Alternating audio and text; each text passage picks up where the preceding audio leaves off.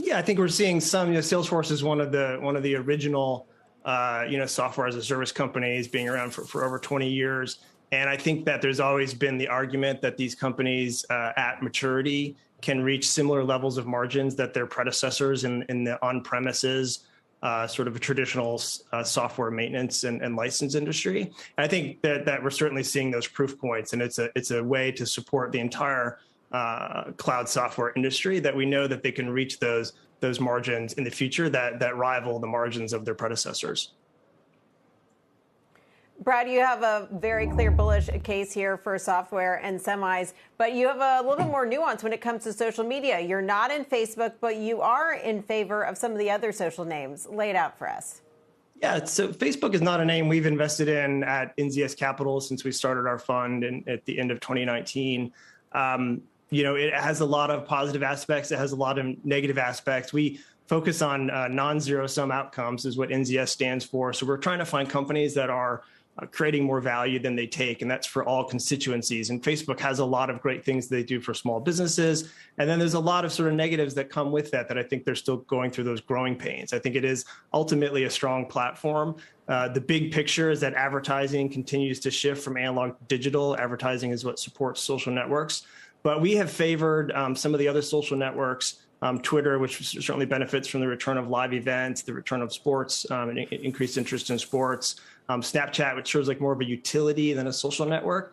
And of course, the big picture in social is this fragmentation of our time. So since the smartphone came out over 10 years ago, we have a lot more things we can do, whether it's mobile gaming, watching YouTube video, streaming video, TikTok just passing 1 billion global users, and Facebook and Instagram and Twitter and Snapchat, and the list sort of keeps growing. And so this fragmentation is something to keep in mind as sometimes we can do two things maybe at once, but we're probably not going to be doing three things at once. So at some point it will become a fight for attention and a fight for user time.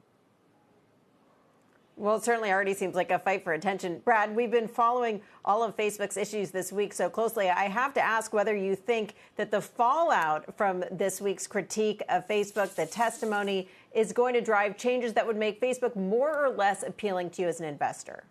So the interesting thing about increased regulation is it tends to drive what's called regulatory capture. The burden on companies to fulfill the regulatory requirements often becomes so large and so expensive that the big get bigger. And so we've seen this throughout history in finance, in energy, in telecom, that regulation ends up favoring the incumbent. So I think there is some element of that there where so one of those sort of strange outcomes is it could make their business stronger. We think ultimately consumers will spend their time in apps that are creating the most value for them and for the people around them. And so it's really incumbent upon Facebook to make sure that all of their apps, all of their properties are providing the most value to their users, or else we'll see what we have seen, which is something like TikTok coming in, a more entertaining alternative, taking market share, taking eyeballs, taking minutes away from Instagram.